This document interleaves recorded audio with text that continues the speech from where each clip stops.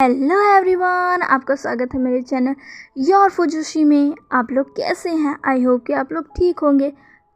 तो गाइस, आज मैं आपके लिए एक न्यू स्टोरी जिसका नाम है true love has no age वो लेकर आई हूँ। नाम से आप समझ गए होंगे, ये एक एज बेस्ड स्टोरी है जिसमें आपको एज डिस्टेंस भी मिलेगा। और ये मेरी स्टोरी नहीं है, ये मेरे एक सब्सक्राइबर जिनका नाम प्रीति है, उनकी स्टोरी है। उन्होंने मुझे मेरे सेकंड चैनल फुजोशी लव पर मैसेज करके कहा था कि मैं उनकी स्टोरी शेयर करूं। मैंने पहले तो सोचा था कि मैं ऐसा ना करूं क्योंकि मैं इस पर अपनी लिखी गई स्टोरी शेयर करती हूं, लेकिन मैंने वाटपैड पर जाकर उनकी स्टोरी पढ़ी। जब मैंने उनकी स्टोरी पढ़ी तब मुझे उनकी स्टोरी बहुत पसंद आई और मैंने डिसाइड किया कि मैं उनकी ये स्टोरी शेयर ज़रूर करूँगी। वैसे तो ये स्टोरी ऑनगोइंग है, अभी चली रही है, पर फिर भी मैं इसे शेयर कर रही हूँ। जैसे जैसे इसके पार्ट आएंगे मैं आपके साथ शेयर करती जाऊँगी। ओके, वैसे उनकी wattpad आईडी का नाम वांग शानवी जान है। मैं इसे डिस्क्रिप्शन बॉक्स में भी दे दूँगी, आप चाहे तो wattpad पर जाकर भी उनकी स्टोरी सुन सकते हैं। ओके, तो अब बिना कोई टाइम वेस्ट किए हम अपनी इस न्यू स्टोरी की स्टार्टिंग करते हैं। Okay, let's start. स्टोरी के स्टार्टिंग में हमें एक लड़के को दिखाया जाता है जो कि रात के समय पुल पर खड़ा होकर नीचे बहती नदी को देख रहा था। उसकी आंखों से लगातार आंसू बह रहे थे। उसने अपने आंसू पोंछे और आसमान की तरफ देखकर कहा, गॉड, आपने मुझे अनाथ क्यों बनाया? अगर आज मेरे माता पिता ज़िंदा होते तो वो आज इस बुरे वक्त में मेरे साथ होते। मेरे पास कोई नहीं है जो मेरा साथ दे सके। आज मेरी हालत इतनी ख़राब है कि मेरे पास ना तो रहने को घर है और ना ही खाने को कुछ है। जिन लोगों ने मुझे सिर्फ नाम के लिए पाला, आज उन लोगों ने भी मुझे घर से निकाल दिया। और जिसने मेरे साथ गलत किया वो सोचता है कि मैं उसे पैसे के लिए ब्लैकमेल कर रहा हूँ। मुझे पैसे नहीं चाहिए थे, मुझे किसी का साथ चाहिए था जो बुरे वक्त में मेरे साथ खड़ा हो, लेकिन आज मेरे पास कोई नहीं है। फिर वह लड़का अपने कोट की जेब से एक कागज़ निकालता है। वह उसे देखता है और फिर अपने पेट पर हाथ फहराता है और कहता है, मुझे माफ़ कर दो, मैं तुम्हें ये दुनिया नहीं दिखा सकता। उसके बाद उस लड़के ने अपना कोट उतारा और उसमें कागज़ रख दिया। वह गुस्से से उस कोट को नीचे फेंक देता है और फिर उसे पैरों से कुचलने लगता है। और फिर वह उस पुल से कूदने के लिए पुल के ऊपर चढ़ जाता है। एक व्यक्ति ने उसे दूर से पुल पर से कूदते हुए देखा और वह व्यक्ति उसे रोकने के लिए जल्दी से उसकी ओर दौड़ा, लेकिन जब तक वह वहां पहुंचा तब तक वह लड़का वहां से गायब था। केवल उसका कोट वहां पड़ा था। वह जल्दी से पुलिस को बुलाता है और कहता है कि यहाँ से एक लड़का पुल से कूद गया है। करीब 1 घंटा पहले एक शख्स अपने परिवार के साथ पार्टी में बैठकर एंजॉय कर रहा था। आज उसके अंकल का बर्थडे था, इसीलिए उसका पूरा परिवार एक साथ एक जगह पार्टी कर रहा था। आज उस शख्स के लिए बहुत खुशी का दिन था क्योंकि उसका बेटा कई महीनों बाद वापस घर आया था। वह अपने परिवार के साथ पार्टी एंजॉय ही कर रहा था, तभी उसका फ़ोन बजना शुरू हो जाता है, लेकिन वह अपना फ़ोन वाइब्रेशन मोड पर कर देता है। वह कॉल पिक नहीं करता, लेकिन उसका फ़ोन लगातार बज रहा था। फिर उसके अंकल ने उसे फ़ोन उठाने के लिए कहा, लेकिन उस शख्स ने कहा, नहीं, वह अभी फ़ोन नहीं उठा सकता क्योंकि अभी यह उसका फैमिली टाइम है। वह अपना पर्सनल और प्रोफेशनल दोनों लाइफ को अलग रखना पसंद करता है। किसी को ज़रूर कोई ज़रूरी काम होगा, इसीलिए वह तुमको बार बार कॉल कर रहा है, इसीलिए प्लीज़ तुम फ़ोन उठा लो, उसके बड़े भाई ने कहा। वह व्यक्ति चिढ़ जाता है और अपनी जगह से उठकर थोड़ा दूर चला जाता है और फिर वह फ़ोन उठाकर गुस्से से कहता है, हेलो। दूसरी तरफ से एक लड़का काँपती आवाज़ में कहता है, हेलो प्रिंसिपल लेंजन सर। विंग, तुम क्या कर रहे हो? तुमने मुझे इतनी रात को क्यों कॉल किया? प्रिंसिपल लेंजन ने गुस्से से कहा। सर, मुझे आपसे कुछ ज़रूरी बात करनी है, इसीलिए मैंने आपको फ़ोन किया है, विंग ने कांपती आवाज़ में कहा। क्या तुम कॉलेज के बारे में बात करना चाहते हो? तो तुम 2-3 दिन बाद कॉलेज से मुझे मिलो, और अगर नहीं तो मुझे कॉल मत करना, क्योंकि तुम अच्छी तरह से जानते हो कि मैं अपनी पर्सनल ज़िंदगी और प्रोफेशनल ज़िंदगी को दोनों को अलग रखता हूँ, और इस समय मैं पर्सनल टाइम बिता रहा हूँ जिसमें मुझे कोई भी डिस्टर्ब ना करे, क्योंकि मैंने पूरे 1 हफ्ते की छुट्टी ली है। अगर तुम्हें कॉलेज के बारे में कुछ जानना है तो तुम वाइस प्रिंसिपल से बात कर सकते हो, प्रिंसिपल लेंजन ने गुस्से से कहा। नहीं, मैं कॉलेज के बारे में बात नहीं करना चाहता, मुझे आपसे उस रात के बारे में बात करनी है, विंग ने रोते हुए कहा। शट अप विंग, मैंने पहले ही तुमसे कहा था कि वो एक दुर्घटना थी, तुम उसे एक बुरा सपना समझकर भूल जाओ। फिर तुम मुझे उस रात की बात क्यों याद दिलाते रहते हो? जब भी मुझे वह रात याद आती है तब मुझे डिस्गस्ट महसूस होता है कि कैसे मैं एक लड़के के साथ इंटीमेट हो गया, लेंजन ने कहा। लेकिन सर, मुझे आपको एक ज़रूरी बात बतानी है जिसमें मुझे आपकी ज़रूरत है, विंग ने घबराते हुए कहा। ओह, अब मुझे समझ में आया कि तुम्हें मेरी ज़रूरत है। तुम्हें मेरी ज़रूरत नहीं है, तुम्हें मेरे पैसे चाहिए। मैं कैसे भूल गया कि तुम कोई भी काम करते हो तो उसकी कीमत लेते हो। वही पैसे तुम्हें मुझसे चाहिए ना? हाँ, तो बिना किसी झिझक के जल्दी से मुझे अपना अकाउंट नंबर दो, मैं तुरंत तुम्हें पैसे भेज दूँगा। बताओ तुम्हें कितने पैसे चाहिए, लेंजन ने गुस्से से कहा। नहीं, मुझे आपके पैसे नहीं चाहिए, मुझे आपसे कुछ ज़रूरी बात करनी है। पहले मेरी बात सुन लीजिए, फिर कहिए, मैं भी वही करूँगा, विंग ने कहा। तुम्हारा दिमाग खराब हो गया है, अभी फ़ोन रख दो। मेरा बेटा कई महीनों बाद घर लौटा है, मैं उसके साथ समय बिताना चाहता हूँ, मैं तुमसे बकवास नहीं करना चाहता। इतना कहकर प्रिंसिपल लेंजन ने गुस्से में अपना फ़ोन काट दिया। अगली सुबह 10 बजे प्रिंसिपल लेंजन का फ़ोन ज़ोर ज़ोर से बजने लगता है। प्रिंसिपल लेंजन अपना फ़ोन उठाते हैं तो देखते हैं कि यह उनके कॉलेज से कॉल था। वह जल्दी से अपना फ़ोन उठाते हैं और हेलो कहते हैं। दूसरी तरफ से एक इंसान घबराते हुए कहता है, सर, जल्दी से कॉलेज आ जाइए, कॉलेज में पुलिस आ गई है। पुलिस? लेकिन पुलिस अचानक हमारे कॉलेज में क्यों आई है? प्रिंसिपल लेंजन ने कहा।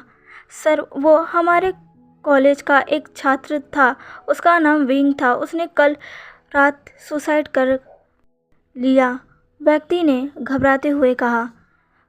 क्या? यह सुनते ही प्रिंसिपल लेंजन के हाथों से फ़ोन नीचे गिर जाता है। लेंजन जल्दी से तैयार होकर अपने कॉलेज चला जाता है। कॉलेज में जाकर उसने देखा कि पूरे कॉलेज के स्टूडेंट बाहर खड़े थे और कुछ पुलिस ऑफिसर्स उनसे पूछताछ कर रहे थे। लेंजन जल्दी से पुलिस वालों के पास जाता है और उन्हें बताता है कि वह यहाँ का प्रिंसिपल है, बताओ कि मामला क्या है। फिर पुलिस ऑफिसर लेंजन से कहता है कि क्या हम आपके ऑफिस में जाकर बात कर सकते हैं। यह सुनकर लेंजन हाँ में इशारा करता है। उसके बाद पुलिस ऑफिसर लेंजन के साथ उसके ऑफिस में चला जाता है। लेंजन उन्हें बैठने के लिए कहता है और फिर खुद भी बैठ जाता है। तभी पुलिस ऑफिसर बोलना शुरू करता है, कल रात हमें किसी का कॉल आया और उसने हमें बताया कि एक लड़के ने पुल से कूदकर सुसाइड कर लिया है। तो हम तुरंत वहां पहुंचे। हमने नदी में उसकी लाश ढूंढने की बहुत कोशिश की, लेकिन हमें उसकी लाश नहीं मिली। लेकिन हमें पुल पर उसका कोट मिला। उसके कोट में इस कॉलेज का आइडेंटिटी कार्ड था और उसी से हमें उसका नाम वी वुशियान उर्फ विंग पता चला। लेकिन सरप्राइजिंगली हमें उसके कोट में एक और कागज़ का टुकड़ा मिला। लैंजन ने आश्चर्य से पुलिस ऑफिसर की बात सुनकर उसकी तरफ देखा और फिर आश्चर्य से पूछा कि उस कागज़ में क्या था। पुलिस ऑफिसर कहता है वह 2 महीने का प्रेग्नेंट था। पुलिस ऑफिसर के मुंह से ये बात सुनकर लैंजन का दिल बैठ जाता है। फिर भी वह खुद पर काबू करता है और गुस्से से पुलिस ऑफिसर की तरफ देखता है और कहता है आप लोग कैसा मजाक कर रहे हैं। वह तो लड़का है, वह प्रेग्नेंट कैसे हो सकता है, यह असंभव है। पुलिस ऑफिसर लैंजन को देखता है और कहता है हमने भी सोचा ऐसा कैसे हो सकता है। वह एक लड़का है, वह लड़का होकर प्रेग्नेंट कैसे हो सकता है। इसीलिए हम उस मेडिकल रिपोर्ट को उस जगह ले गए जहाँ से वह रिपोर्ट थी। हमने डॉक्टर से बात की और डॉक्टर ने हमें बताया कि हाँ वह सच में प्रेग्नेंट था। डॉक्टर ने हमें यह भी बताया कि जब उसे इस बात का पता चला तो वो बहुत रोया था। उसने डॉक्टर से बच्चा गिराने की भी बात की थी, लेकिन डॉक्टर ने उसे समझाया कि उसे यह फैसला बहुत ही सोच समझ कर लेना चाहिए और साथ ही उसे उसके बॉयफ्रेंड से बात करने के लिए भी कहा। इसीलिए डॉक्टर ने उसे 2 दिन बाद आने को बोला था। लेकिन हमें लगता है कि उसने शर्म के कारण सुसाइड कर लिया, क्योंकि हमें लगता है उसके बॉयफ्रेंड ने उसके बच्चे को अपनाने से मना कर दिया और इसीलिए उसने सुसाइड कर लिया।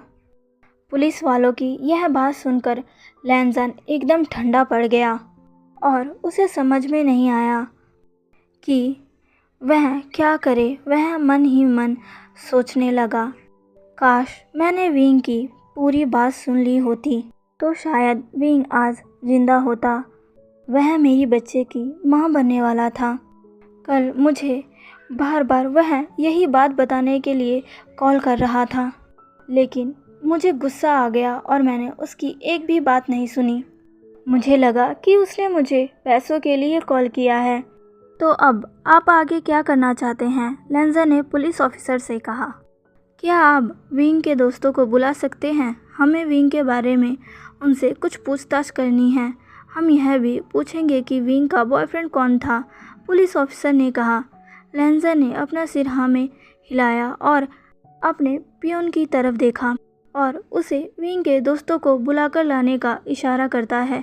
पियोन लैंजन का इशारा समझ जाता है और तुरंत ही लैंजन के ऑफिस से बाहर आ जाता है विंग के दोस्तों को बुलाने के लिए। कुछ समय बाद पियोन के कहने पर विंग के सभी दोस्त लैंजन के ऑफिस में आ जाते हैं और पुलिस ऑफिसर के सामने खड़े हो जाते हैं। पुलिस ऑफिसर उनसे पूछता है कि क्या आप विंग तुम्हारा दोस्त था? तो आप लोग विंग को अच्छे से जानते होंगे। हम जानना चाहते हैं कि क्या आप लोग विंग के बॉयफ्रेंड को जानते हैं? क्या सब लोग एक साथ बोलते हैं। तभी उनमें से एक लड़की बाहर आती है। उसे देखकर ऐसा लग रहा था कि वह कई घंटों से रो रही है। विंग एक लड़का था तो उसका कोई बॉयफ्रेंड कैसे हो सकता है? सर, विंग का ना तो कोई बॉयफ्रेंड था और ना ही कोई गर्लफ्रेंड। वो इन सब चीज़ों में बिलीव नहीं करता था। उसे तो अपना करियर बनाना था और एक आर्ट गैलरी खोलनी थी। सब लोग सोचते हैं कि विंग पैसों का लालची है, लेकिन विंग पैसों का लालची नहीं है। वैसे तो वह बहुत अमीर परिवार से बिलोंग करता है, लेकिन वह अमीर परिवार उसका अपना नहीं है। उस परिवार ने उसे सिर्फ नाम के लिए गोद लिया है, लेकिन वह अपना सारा खर्चा खुद ही उठाता है। इसीलिए वह लोगों से शर्त लेता है और हर हालत में उसे जीतता है। उसके लिए कोई भी काम बड़ा या छोटा नहीं था। उसे तो सब काम चाहिए था जिससे उसे पैसे मिले, लेकिन इसका मतलब ये नहीं है कि वो गलत काम करके पैसे कमाता है। सर, मैं उसकी सबसे करीबी दोस्त हूँ, मुझे उसके बारे में सब कुछ पता है, लेकिन उसने अपना दर्द किसी को नहीं दिखाने दिया। वह हमेशा मुस्कुराता रहता था। सर, मुझे लगता है आपको कोई गलतफहमी है। वह प्यार में बिलीव नहीं करता था। लेकिन तुम्हारा वो दोस्त 2 महीने का प्रेग्नेंट था। क्या तुम उसके बारे में कुछ बता सकती हो? पुलिस ऑफिसर ने कहा। क्या? सब लोग साथ बोले। सर, आप क्या कह रहे हैं? वह लड़का था और वह प्रेग्नेंट कैसे हो सकता है? एक दोस्त ने कहा। यह विंग की मेडिकल रिपोर्ट है जिसमें साफ लिखा है कि वह 2 महीने से प्रेग्नेंट था और हमने जहाँ की ये रिपोर्ट है वहाँ जाकर भी पता लगाया कि यह सच है, पुलिस ऑफिसर ने कहा। तो आप लोग नहीं जानते कि उसका बॉयफ्रेंड कौन है? पुलिस ऑफिसर ने कहा। नहीं सर, सब लोग एक साथ बोले। ठीक है, अब आप लोग जा सकते हैं। अगर मुझे आप लोगों की ज़रूरत पड़ी तो मैं आप लोगों से फिर बात करूंगा, पुलिस ऑफिसर ने कहा। फिर सब वहां से जाने लगते हैं, लेकिन लड़की रुक जाती है और प्रिंसिपल लैंसन और पुलिस ऑफिसर की तरफ देखती है और कहती है, सर, एक बात कहूँ, आप ये बात यहीं तक रखें कि विंग प्रेग्नेंट था। मैं नहीं चाहती कि मेरे दोस्त को इस बारे में पता चले कि उसकी मौत के बाद उसका मजाक उड़ाया जा रहा है। ठीक है, पुलिस ऑफिसर ने कहा। वह पुलिस ऑफिसर लैंसन की तरफ देखता है और कहता है, सर, हम अब जा रहे हैं। अगर हमें इस बारे में कुछ भी पता चलता है तो हम आपको ज़रूर बताएंगे। यह कहकर वह वहाँ से चला जाता है। वह लोग वहाँ से चले जाते हैं। उनके जाने के बाद लैंसन अपनी जगह पर वापस बैठ जाता है और अपने हाथों से अपना चेहरा ढक लेता है और रोने लगता है। और वह मन ही मन सोचता है कि शायद उसकी अनजाने में की गई गलती की वजह से किसी की जान चली गई। विंग के अंदर उसका अपना बच्चा था जो अब इस दुनिया में नहीं है। कहने को तो ये सुसाइड है, लेकिन यह एक हत्या है जो खुद लैंसन ने की थी। दुनिया में जिस इंसान से वह सबसे ज़्यादा नफ़रत करता था, वो अपने अंदर उसके बच्चे को पाल रहा था। फिर वह अपने बच्चे से माफ़ी मांगता है। मुझे माफ़ कर दो, मुझे नहीं पता था कि तुम इस दुनिया में आने वाले हो। अगर मुझे पता होता तो मैं तुम्हें किसी भी हालत में बचाता। यह कहकर वह अपनी पुरानी यादों में खो जाता है, जहां वो विंग से पहली बार मिला था, करीब 1 साल पहले। लैंसन को इस कॉलेज में ट्रांसफ़र कर दिया गया। यह कॉलेज उसके अंकल का था। अंकल की तबीयत खराब होने की वजह से लैंसन को इस कॉलेज का प्रिंसिपल बनाकर आना पड़ा। इससे पहले लैंसन दूसरे शहर में रहता था। लैंसन का अपना फैमिली बिजनेस था, लेकिन लैंसन बिजनेस नहीं करना चाहता था, इसीलिए वह प्रिंसिपल बन गया। दूसरे शहर में उसका अपना मैंशन था जिसमें वह अपने बेटे के साथ रहता था, लेकिन उसके अंकल की अचानक तबीयत खराब होने की वजह से लैंसन को इस शहर में आना पड़ा। अब मैं आपको लैंसन का फुल इंट्रोडक्शन दे देती हूँ। नाम लैंसन, प्रोफेशन प्रिंसिपल गुसू यूनिवर्सिटी, एज 45 ईयर्स ओल्ड। जब वह बहुत छोटा था तभी उसके माता पिता की डेथ हो गई थी। उसके माता पिता की डेथ के बाद उसके अंकल ने ही उसे बचपन से पाला है। उसका एक बड़ा भाई है जिसका नाम लैंस सिचन है। मैरिटल स्टेटस विडोर, चिल्ड्रन, एक बेटा, उम्र 20 साल। तो गाइस, आज की ये स्टोरी बस यहीं तक। प्लीज़ प्लीज़ प्लीज़ मुझे कमेंट करके ज़रूर बताइएगा ये स्टोरी आपको कैसी लगी। अपना फेवरेट पार्ट भी कमेंट में मुझे बताइएगा। वैसे आज का पार्ट तो फेवरेट होगा ही नहीं, मैं क्या बोल रही हूँ। फिर भी मुझे बताइएगा कि आपको आज का फर्स्ट पार्ट कैसा लगा और आप इसका सेकंड पार्ट चाहते हैं कि नहीं। अगर आपको चाहिए तभी मैं इसका सेकंड पार्ट लेकर आऊँगी। ओके, तो प्लीज़ मुझे कमेंट में ज़रूर बताइएगा। और एक्सप्लेनेशन में कोई गलती हो गई हो तो आई एम सॉरी, शायद मैंने इसे अच्छे से एक्सप्लेन नहीं किया। फिर भी मुझे बताइएगा कि मेरी एक्सप्लेनेशन आपको कैसी लगी। ओके, मिलते हैं इसके नेक्स्ट पार्ट में। बाय।